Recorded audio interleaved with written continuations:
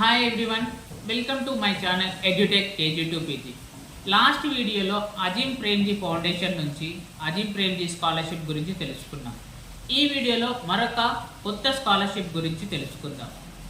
ఇలాంటి latest updates గురించి తెలుసుకోవడానికి వెంటనే మన ఛానల్ని సబ్స్క్రైబ్ చేయండి. సో ఇంకా ఆలస్యం చేయకుండా వెంటనే మనం వీడియోలోకి వెళ్ళిపోదాం.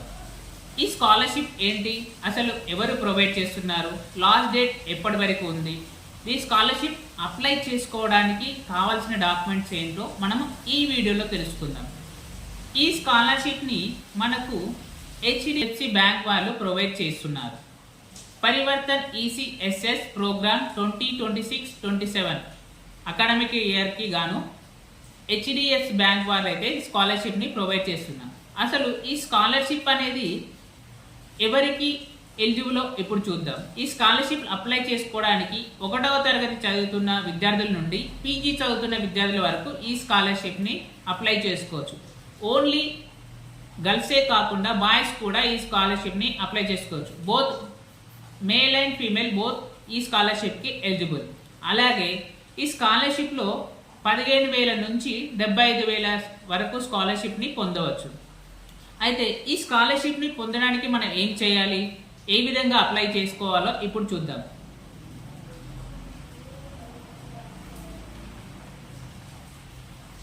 The Parivartan ECSS program 2026-27 is a scholarship initiated by the HDFC Bank through its CSR program. మనం ముందుగా చెప్పుకున్నట్లుగా ఈ స్కాలర్షిప్ ని HDFC బ్యాంక్ వాళ్ళు ద పరివర్తన్ ECSS ప్రోగ్రామ్ కింద ఈ అకాడమిక్ ఇయర్ 2026-27 గాను మనకైతే ప్రొవైడ్ చేయడం జరుగుతుంది.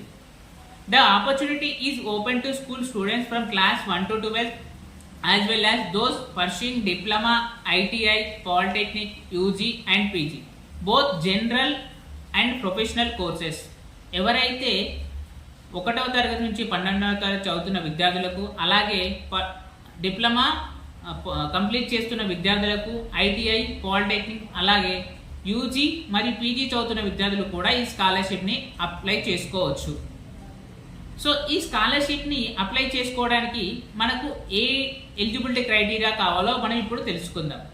Parivartan ECSS program for school students merit cum needs based 2026-27 ఈ స్కాలర్షిప్ అనేది మెరిట్ బేస్ని ఇవ్వడం జరుగుతుంది. సో ఈ స్కాలర్షిప్ని అప్లై చేసుకోవడానికి మనకి ఏం ఎలిజిబిలిటీ క్రైటీరియా ఏముందో ఇప్పుడు చూద్దాం. Eligibility: the applicant must be currently enrolled in a class 1 to 12 or pursuing diploma, ITI or polytechnic course at a private or government aided institute in India. ఎవరైతే 1 నుంచి 12వ తరగతి చదువుతున్న వారు గవర్నమెంట్ లేదా ప్రైవేట్ ఆర్ గవర్నమెంట్ ఎయిడెడ్ కాలేజ్లో చదువుతున్న వాళ్ళు కూడా ఈ స్కాలర్షిప్కి ఎలిజిబుల్. అలాగే వాళ్ళు డిప్లొమా కానీ, ITI కానీ, డిగ్రీ కానీ చదువుతున్న వారు కూడా ఈ స్కాలర్షిప్కి ఎలిజిబుల్. అలాగే PG వరకు చదువుతున్న విద్యార్థులు కూడా ఈ స్కాలర్షిప్ని అప్లై చేసుకోవచ్చు. దాంతో పాటుగా వాళ్ళు ప్రీవియస్ అకాడమిక్ ఇయర్లో 55 marks in most recent qualify examination is required. ఎవరైతే ఈ స్కాలర్షిప్ని అప్లై చేసుకోవాలనుకుంటున్నారో వాళ్ళు ప్రీవియస్ అకాడమిక్ ఇయర్లో 55% మార్క్స్ అనేది పొంది ఉండాలి. The annual income from all sources must not exceeded in 2.5 lakhs. వారి యొక్క వార్షిక ఆదాయం అంటే వారి యొక్క యాన్యువల్ ఇన్కమ్ 2.5 లక్షల కంటే తక్కువగా ఉండాలి. వారు అదేవిధంగా ఇండియన్ సిటిజన్ అయ్యి ఉండాలి.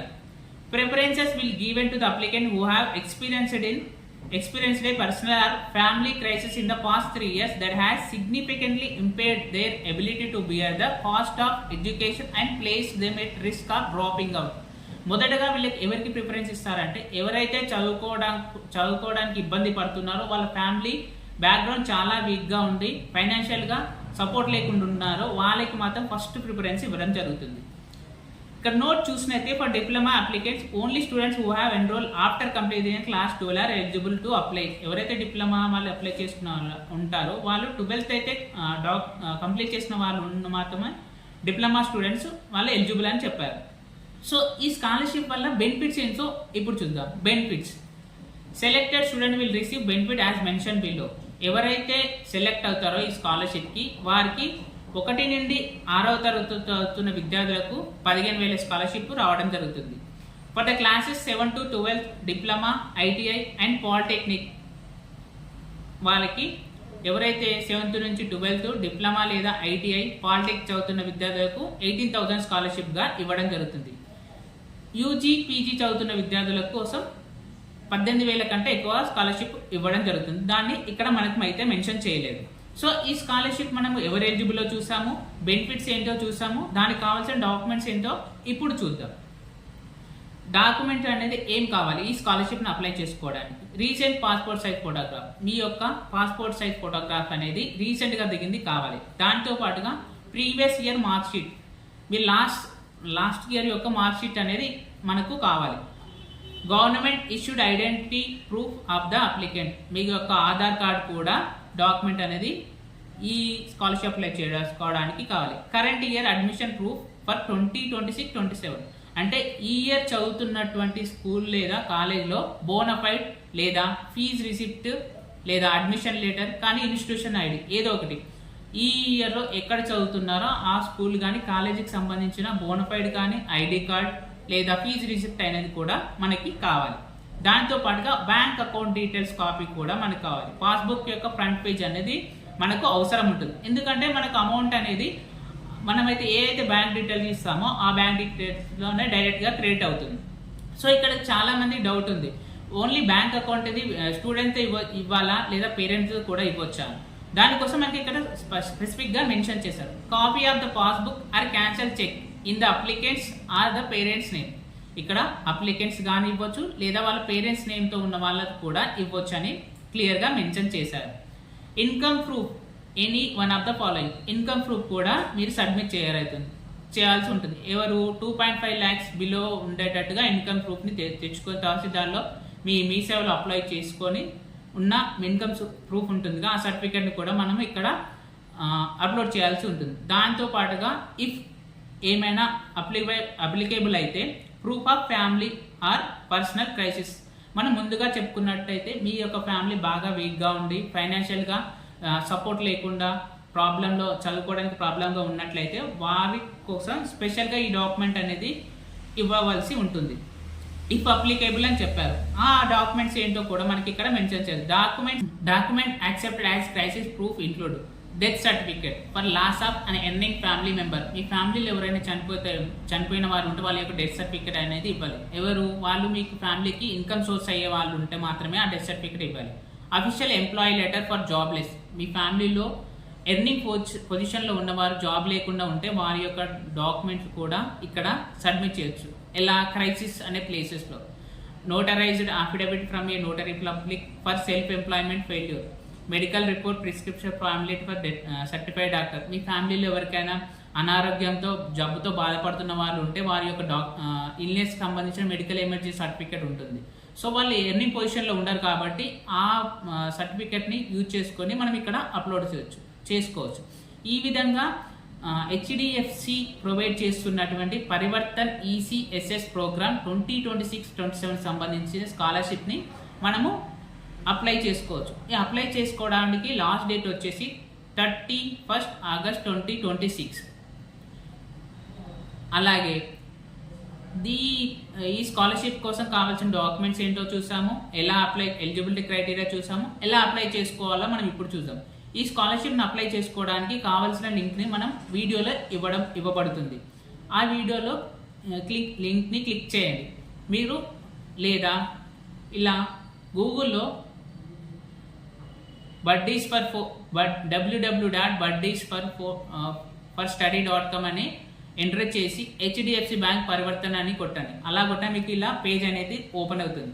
ఇలా పరివర్తన ఈసీసీ ప్రోగ్రామ్ 2026-27 కానీ ఇలా పేజ్ ఓపెన్ అవుతుంది. ఆ పేజ్లో కిందికి వచ్చినట్లయితే హౌ టు అప్లై అని ఇక్కడ మీకు లింక్ కనబడుతుంది.